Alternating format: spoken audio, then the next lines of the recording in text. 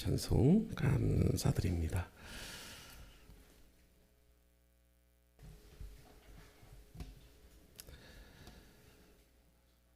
오늘 본문 사도행전 3장에서는요, 나면서부터 안전병이가 된 사람이 걷게 되는 그 놀라운 사건이 기록되어 있습니다.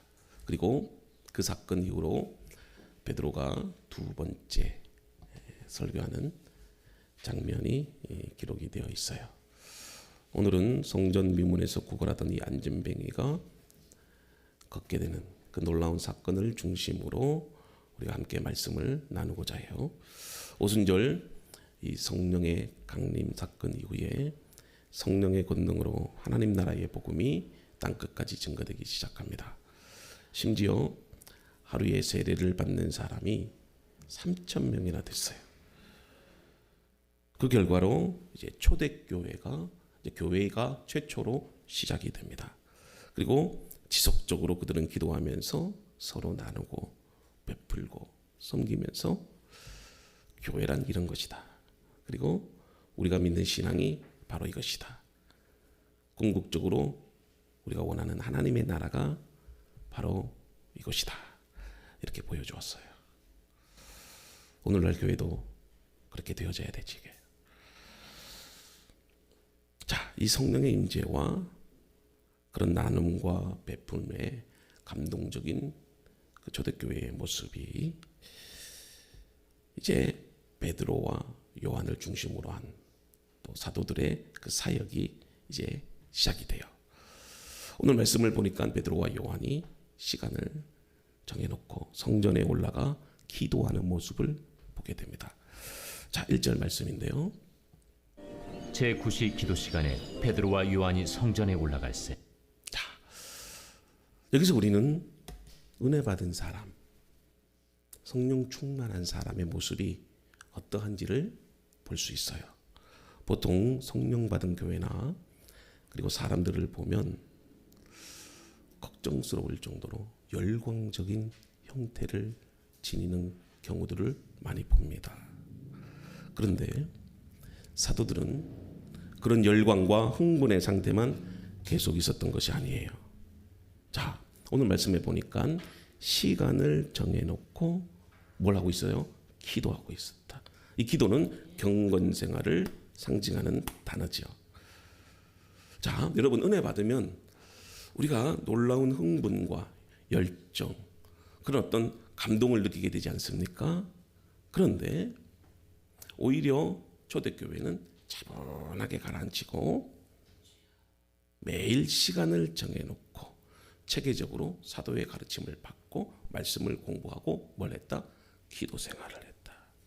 오늘 1절 이 말씀도 사도들 중에 베드로와 요한이 지속적으로 기도하기 위해서 어디로 갔다? 성전으로 올라갔다 그래요. 이러한 이 기도의 모습은요, 유대인들은 정규적인 기도 시간을 배경으로 해요. 오늘날 같은 경우에도 이슬람 같은 경우에 하루에 5번씩 의무적으로 기도하지 않습니까? 중동 지역에 가면 뭐 이상한 기도 소리가 들리면서 그들이 뭐 이렇게 양탄자라고 해야 되나요? 그 위에 올라가서 엎드려서 메카를 향해서 기도하는 모습을 보잖아요. 그 당시에 유대인들도 의무적으로 하루에 3번씩 기도를 했는데, 제가 여기서 여러분들에게 유대인의 기도 생활에 대해서 말씀하는 이유는 단지 전통이었기 때문에 기도했다 이게 아니에요. 사도들은 시간을 정해놓고 정기적으로 하나님 앞에 기도했다. 사실 이것을 강조하기 위해서예요. 여러분, 우리가 구원받고 은혜 받고 성령을 충만함을 받았잖아요. 중요한 것은 받는 것도 중요한데 더 중요한 게 있어. 그 이유가 중요해요. 성령으로 충만함을 받는 것은요, 한 번이 아니에요. 날마다 우리가 매 순간 성령님께서 내 안에 충만해서 여러분 나를 다스릴 수 있도록 내 안에 이 성령 충만의 모습이 나타날 수 있도록 해야 돼요. 어떤 분들은 이 성령의 충만을 너무나도 쉽게 잃어버리는 분들이 많아요. 여러분, 받은 것이 있다면 그걸 잘 간직하고 지속하는 게 더 중요해요. 그래서 바울은 우리가 성령으로 충만함을 받는 다음에 이렇게 하라 명령합니다. 자, 내게 이르노니 너희는 성령을 따라 행하라. 그리하면 육체의 욕심을 아니하리라. 자, 그리스도인들은 여러분들요, 내가 이르노니 너희는 성령을 따라 행하라. 그리하면 육체의 욕심을 이루지 아니하리라. 그래요. 그리스도인들은요, 예수 믿고 난 뒤에 성령 충만을 받고 난 뒤가 더 중요해요. 성령님과 친밀한 교제로 성령의 인도하심을 받아 성령님이 원하시는 삶을 살아야 돼. 받은 것보다 더 중요한 것은 우리가 그리스도인답게 사는 것, 성령님이 원하시는 삶을 살아가는 것. 그러면 우리가 날마다 지속적으로 성령님과 교제해야 돼요. 친밀함을 느끼며 살아야 돼. 그게 뭐냐? 기도라는 거예요. 오늘 본문의 말씀처럼 일정한 시간을 정해서 여러분들 사도들이 기도하는 걸 보게 돼요. 여러분, 우리가 기도한다는 것은요, 우리의 관심이 어디에 있는지를 보여줘요. 초대교회 사도들의 관심은 무엇일까요? 오직 예수 그리스도의 부활을 증거하는 거예요. 증거하는 거. 오직 예수의 이름이 온 땅에 증거되고 많은 사람들이 구원받기 위해서 어떻게 해야 돼요? 지속적으로 기도해야 한다는 것을 이 초대교회 사도들은 너무나도 잘 깨달았어요. 여러분, 그리스도인이 된다는 것, 그리고 세상 사람들에게 하나님의 나라는 이것입니다, 이렇게 보여줄 수 있는 것은요, 첫째, 기도로 되는 거예요. 정말로 그 사람이 성령의 충만함을 받고 능력 있는 삶을 사는 사람인지 아닌지는 우리가 기도해야 돼요. 근데 기도 이후의 삶이 더 중요하다고 여러분들에게 말씀을 드렸잖아요. 마찬가지로 지속적으로 습관적으로 성전에서 기도에 힘쓰는 자가 사실 성령 충만한 자의 모습이에요. 이게 그리스도인의 모습이라는 거예요. 기도는 누구나 할 수 있어요. 모든 종교에는 다 기도가 있어요. 근데 우리의 기도는 세상의 종교의 기도와는 달라요. 여러분, 그런데 잘 보세요.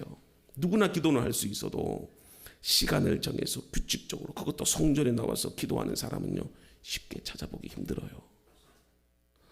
왜 1절 말씀에 제9시 기도 시간, 자, 이런 표현을 썼을까요?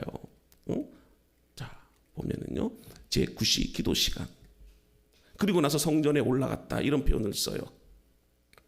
베드로와 요한은 시간을 정해서 기도했잖아요. 이건 하나님을 묵상했다는 거예요. 하나님만 생각했다는 거예요.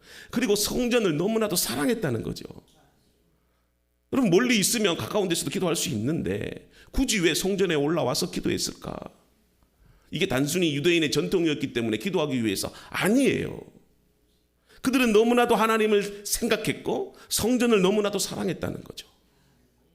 제가 신학교에서 은혜를 받았는데요, 네, 은혜 받고 나서 이런 다짐을 했어.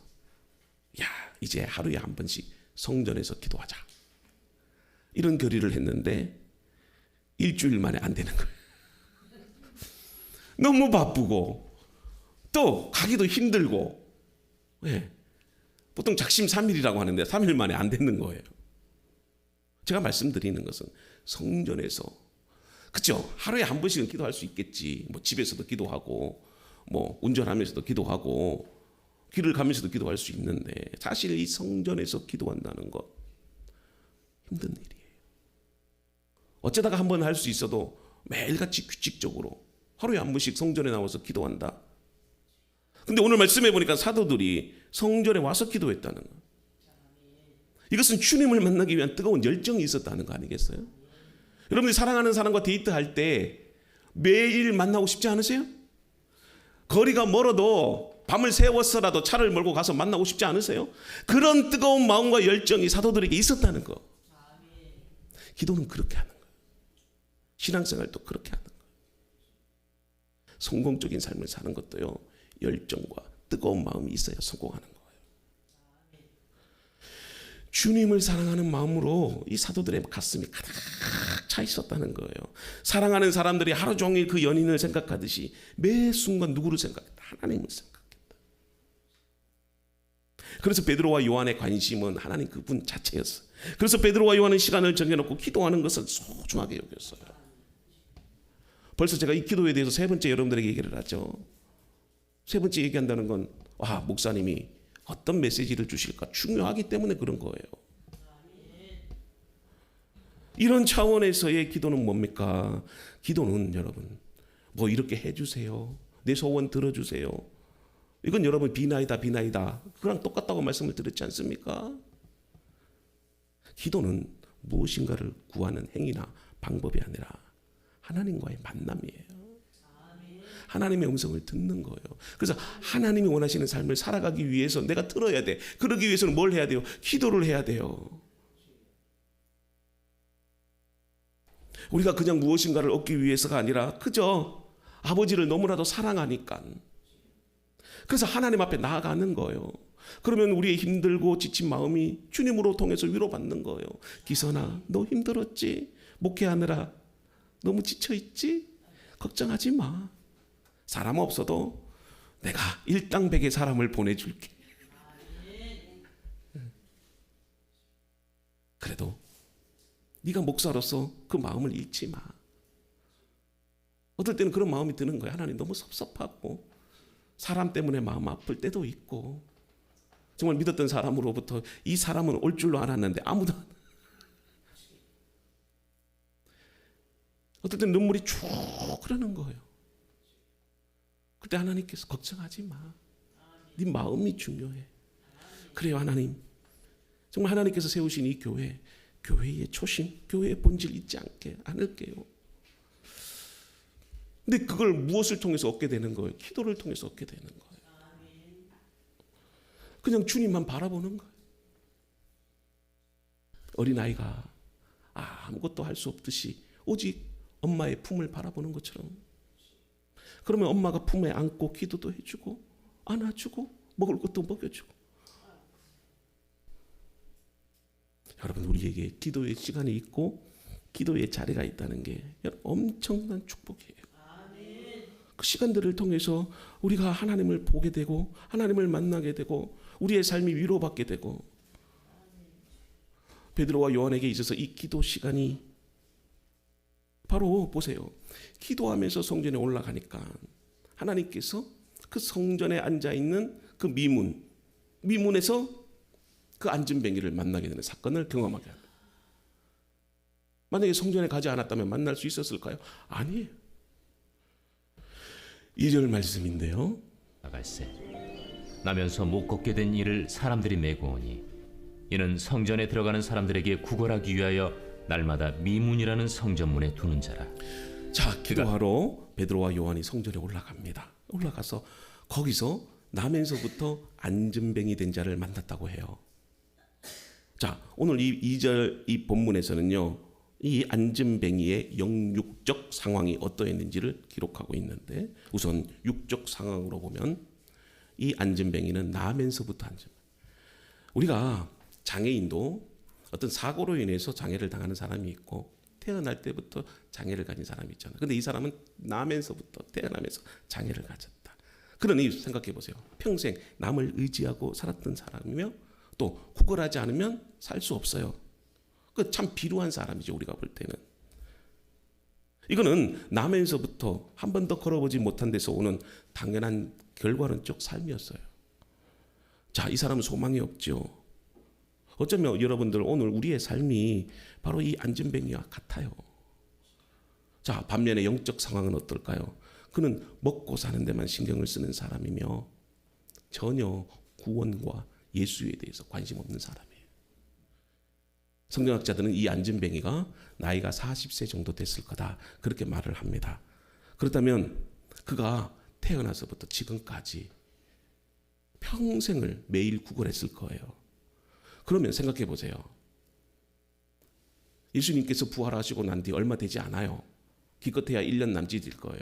그러면 40년이라고 하면 아마 예수님께서 성전에 오셨을 때에 그가 예수님에 대해서 소식을 들었을 거예요? 못 들었을 거예요? 들었을 거예요. 아마 눈으로도 보았을 거예요.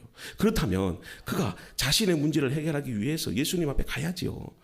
갈 수 없다면 다른 사람의 도움을 받아야 되지 않겠습니까?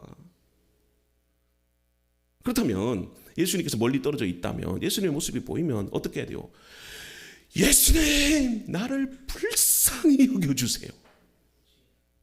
나를 주목해 주세요. 여러분, 소리 높여서 외쳐야 되지 않겠습니까? 이 성전 미문은요, 많은 사람들이 성전에 들어가기 위한 입구예요. 예수님도 분명히 그 앞을 지나가셨을 거야. 근데 육적인 상황에서는 평생 장애인으로 살아야 되고, 또 영적인 상황에서는 그가 예수님에 대한 소문을 들었고 예수님을 보았음에도 불구하고 아무런 관심도 없었다는 거죠. 그러니까 이 안전뱅이는 심각한 문제를 가지고 있으면서도 그 문제를 해결하고자 하는 마음조차도 없었다는 거예요. 이게 오늘날 현대인들의 모습이에요. 자신의 삶의 문제가 무엇인지도 모르고 그 문제를 해결하기 위한 열망도 없고 그저 그런 대로 인생을 살아간다는 거예요. 자기의 현실에 만족하며 산다는 거예요. 분명히 자신이 잘못된 길을 가고 있음에도 불구하고 그것이 잘못된 것인지도 모르고 살아가는 거예요. 인생의 소중한 목적과 의미를 잃어버린 채 살아가고 있어요. 자, 베드로와 요한이 성전에 기도하러 올라갈 때 그 안진뱅이는 지금 무엇에 집중해요? 다른 것에 집중하잖아요. 그가 집중한 게 뭐예요? 그가 성전에서 날마다 구걸했다는 거예요. 돈에 집착했다는 거 아니겠어요? 사실 영적으로 보면 구걸보다도 중요한 것이 그가 뭘까요? 일어서는 거야. 구원받는 거예요. 그런데 이 안전뱅이는 어릴 적부터 안전뱅이로 살았으니 그냥 그 문제를 어떻게 했다? 자연스럽게 받아들여. 그러니까 오늘날 그리스도인들의 문제도 그거예요. 분명히 하나님의 뜻이 여기에 있는데 자기 스스로 그것에 만족하면서 뭐 하나님의 뜻이겠죠. 하나님의 뜻이 그게 아니에요. 근데 스스로 하나님의 뜻으로 정해버린다니까요. 내가 조금 힘들고 어렵고 가난하면 뭐 주님의 뜻이겠죠. 그렇지 않아요. 하나님은 여러분들에게 복 주시기를 원하고 여러분들이 잘 되기를 원하고 여러분들이 행복하기를 원하는 거예요. 나의 삶이 공고하고 힘들 때 주님 찾아야지요.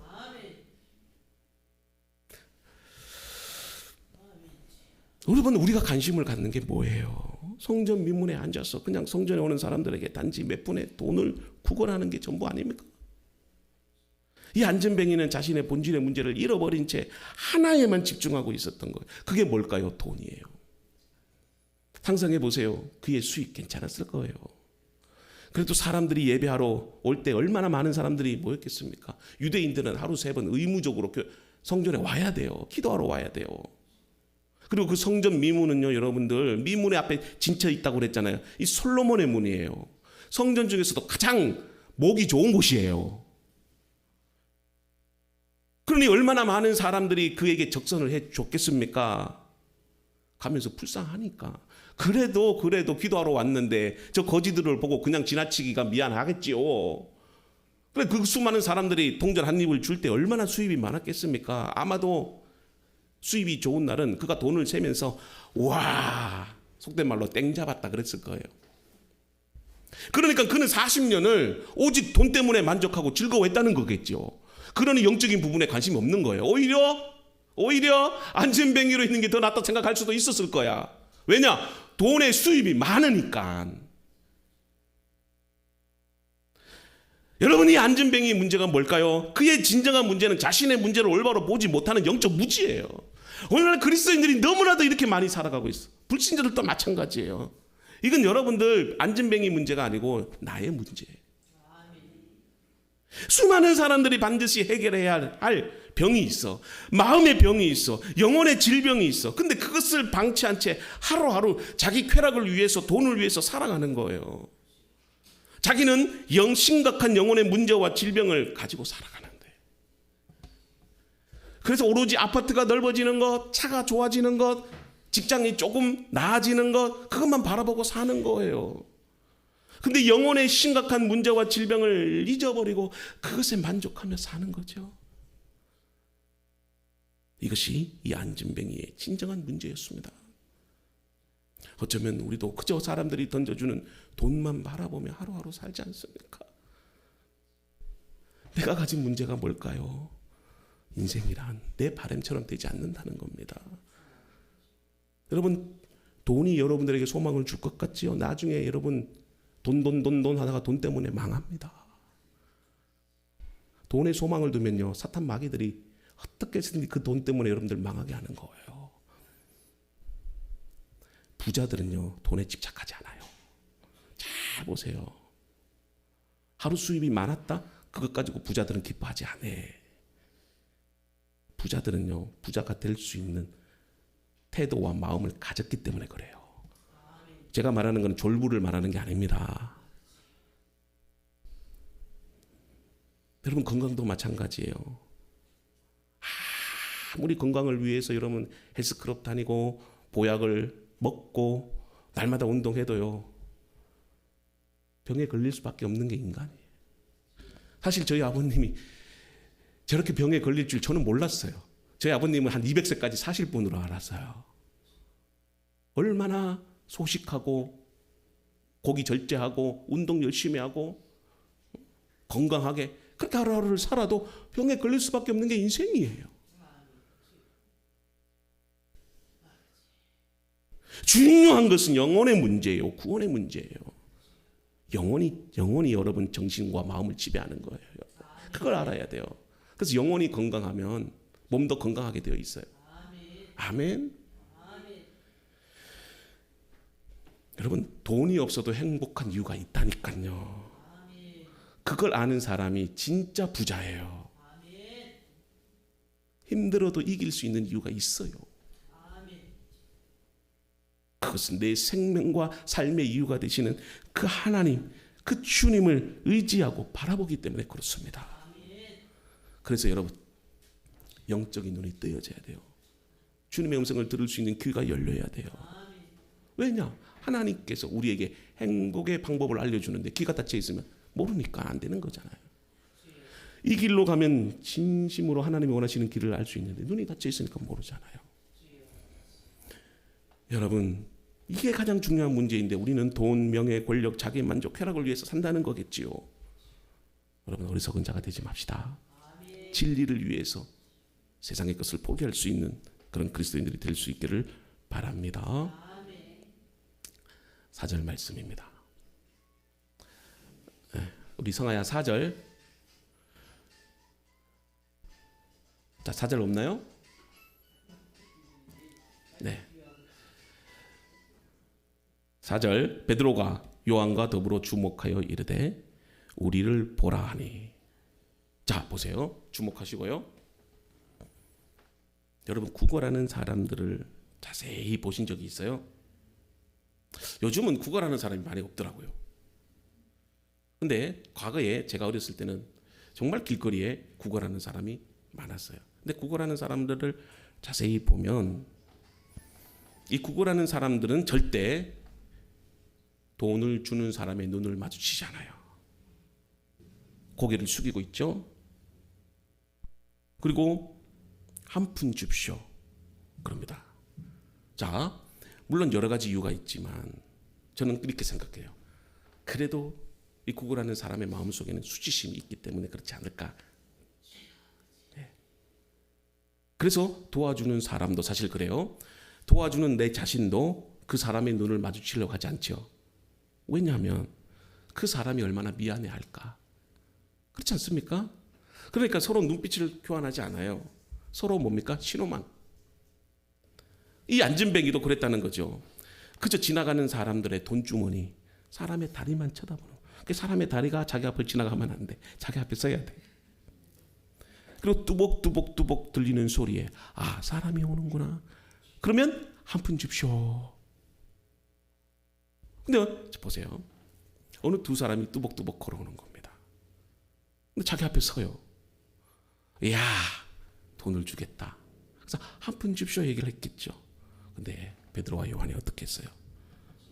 베드로와 요한이 더불어서 주목해서 이 안진뱅이를 향해서 이렇게 말을 합니다. 자, 이 문장을 헬라어 원문으로 보면 상당히 강한 어조로 되어 있는데 우리를 보라 이렇게 해요. 우리를 보라. 베드로와 요한이니까 복수의 의미를 썼겠죠. 그러면서 특별한 의미를 가지고 선포를 하는데 무슨 얘기냐면 우리를 보라는 게 뭐냐면 너는 항상 돈을 보고 땅을 봤지만 우리를 보라. 영적인 관심을 그 안전뱅이 안에 불러일으키기 원했던 거예요. 자, 이 안전뱅이가 자신들을 바라보라 외치는 그 말에 어떤 심정이었을까? 그게 5절에 나와 있어요. 자, 5절에 보면 자, 그가 그들에게 무엇을 얻을까 하여 바라보거늘 이렇게 표현하고 있어요. 5절에. 그가 다시 그들에게 무엇을 얻을까 하여 바라보거늘. 자, 베드로와 요한이 우리를 보라 했을 때 사실 베드로와 요한은 돈 한 푼을 주는 것보다 그 사람을 불쌍히 여겨서 안전뱅이를 일으키기 위해서 보라고 한 거겠죠. 근데 이 안전뱅이는 어떤 마음을 갖고 본 거예요? 그들에게서 무엇을 얻을까? 돈 한 푼이라도 얻을까? 그렇게 해서 바라봤다는 거예요. 그러니까 안전뱅이는 베드로와 요한을 주목한 게 아니고 별 관심 없었어요. 사람에 대한 관심이 아니고 돈에 대한 관심.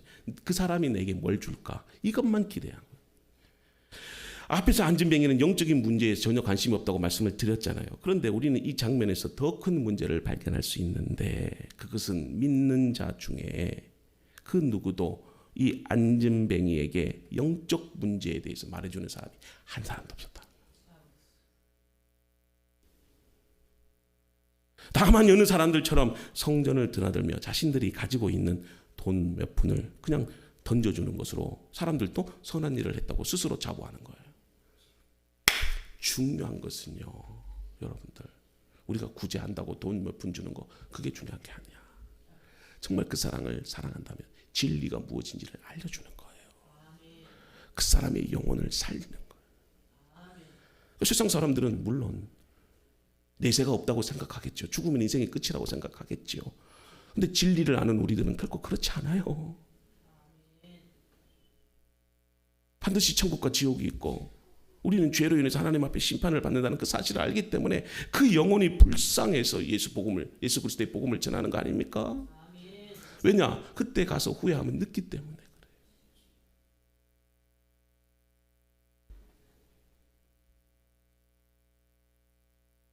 이 안전뱅이도 단지 돈 몇 푼의 소망을 주자. 이게 오늘날 현대인들의 모습이에요. 돈 몇 푼 얻기 위해서 아둥바둥하고 남을 속이고 사기치고 빼앗고 죽이고. 아마 베드로와 요한에게도 그런 기대를 하며 바라봤을 겁니다. 또 한 가지요. 자, 이 안전뱅이는 스스로 그곳에 올 수 없는 사람이잖아요. 안전뱅이가 어떻게 오겠습니까? 근데 말씀을 보니까 그를 데려다 놓는 사람이 있었다는 것을 알 수 있어요. 자, 이 사람은 안전뱅이보다 사실 더 악한 자죠. 2절을 보면은요. 자, 성아야, 2절. 자, 나면서 못 걷게 된 이를 사람들이 메고 오니. 자, 보세요. 나면서 못 걷게 된 이를 사람들이 메고 오니 이는 성전에 들어가서 사람들에게 구걸하기 위하여 날마다 미문이라는 성전문에 두는 자라. 그러니까 자라는 말이 사람인데 그 사람에 대해서 설명하는 거죠. 이게 무슨 말이냐면요, 이 사람은 혼자 올 수 없어. 근데 어쩌다가 한 번씩 사람이 도움을 줘서 그 자리에 데려다 줄 수 있는데, 근데 40년 동안 이 사람을 매일같이 그 자리에 갖다 놨다. 이게 뭐냐면 이 안전뱅이를 앵벌이 시킨 거예요. 그러니까 노동과 물질과 인격을 갈취하는 인간들이 있었다는 거죠. 아마 그가 100만 원을 벌면 아마 99만 원은 다 떼갔을 거야. 근데 보세요. 베드로는 보통 사람들과 다르게 이 안전뱅이의 상태를 봅니다. 몇 푼 던져주는 동전으로 이 안전뱅이의 근본적인 문제를 해결할 수 없다는 것을 직감해서 불쌍히 여겨요. 그리고 그를 주목해서 다음과 같이 선포하지요. 6절 말씀에, 자, 6절 말씀. 네, 오늘 이것을 건드리면 안 되는데 성화가 건드렸어요. 6절 말씀에 보면 베드로가 이르되 은과 금은 내게 없거니와 내게 있는 이것을 내게 주노니 나사렛 예수 그리스도의 이름으로 일어나 걸으라 하고. 이 메시지는 뭘까요?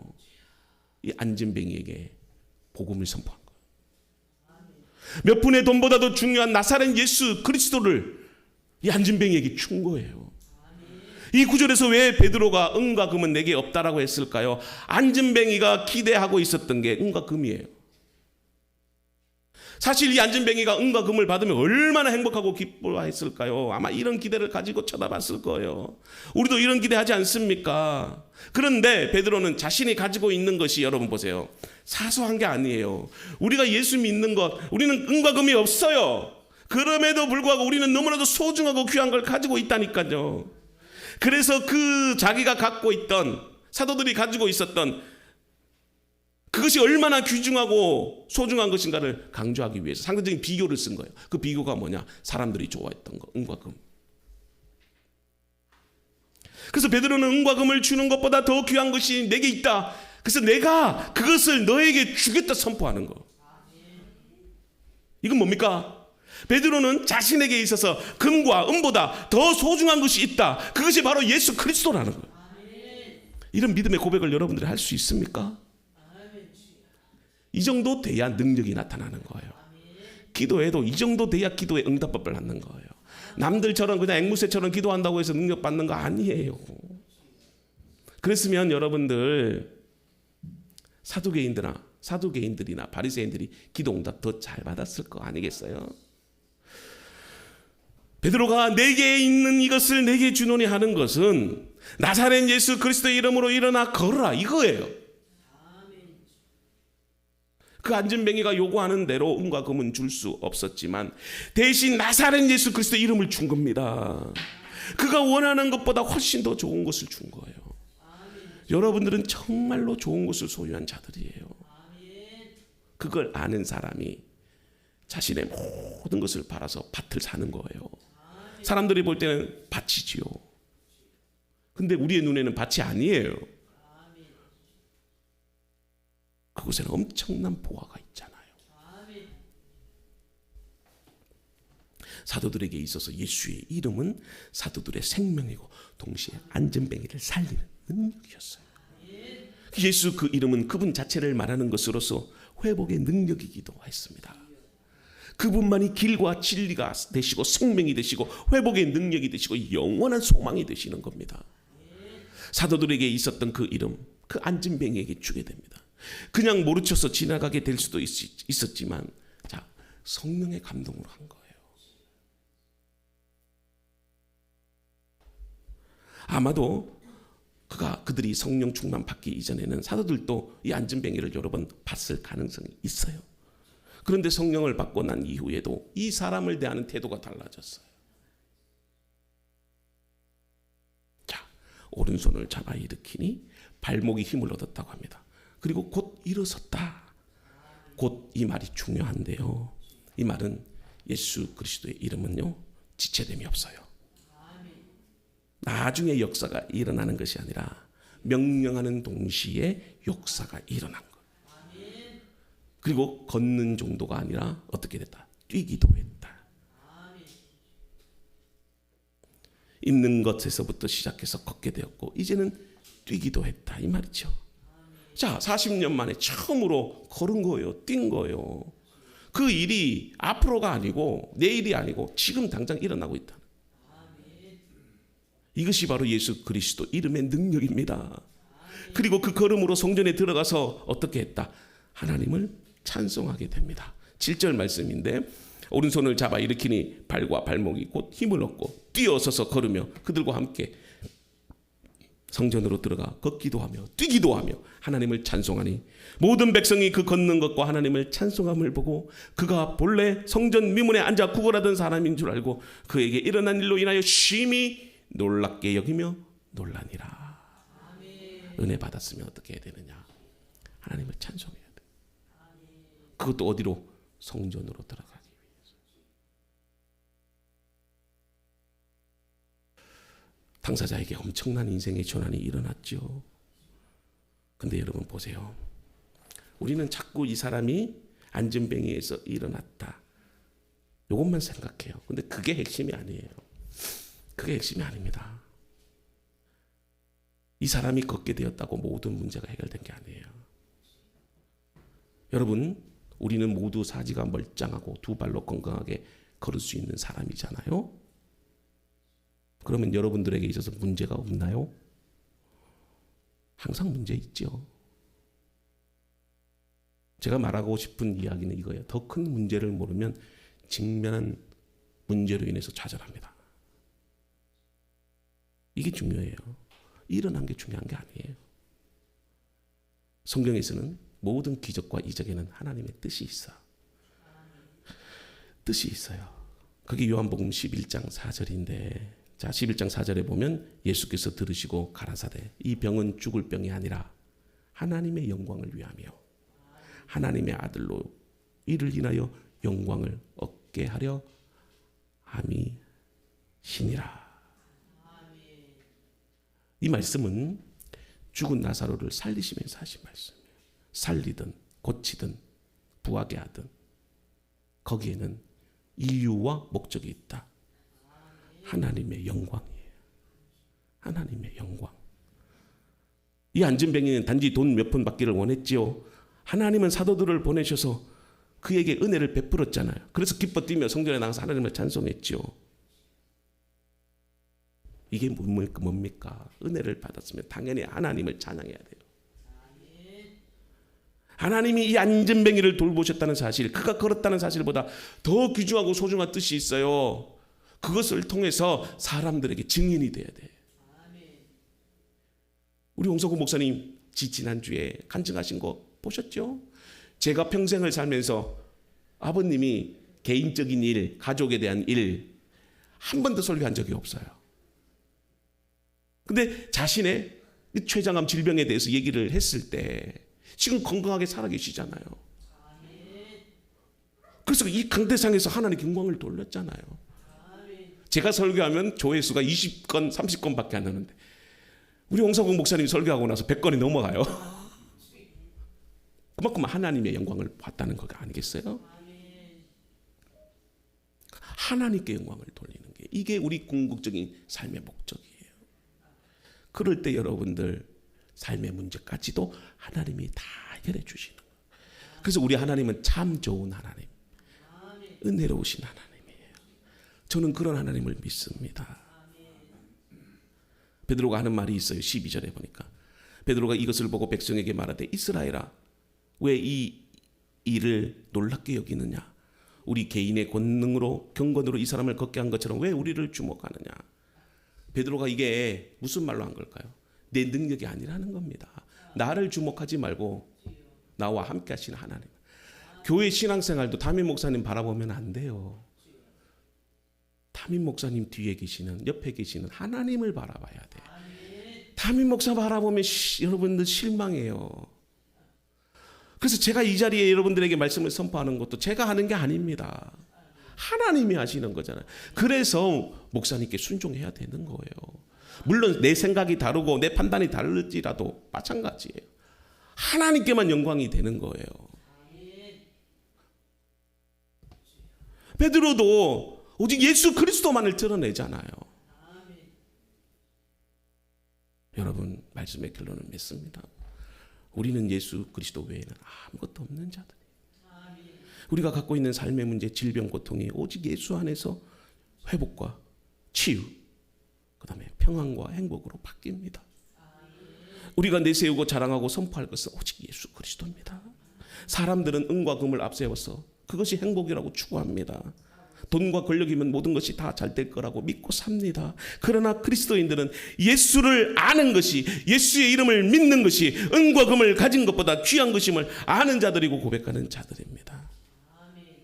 오늘 그런 삶을 살아가는, 그래서 우리의 삶에 있어서 하나님만 높이는 그리스도인들이 되기를 주님의 이름으로 축원합니다.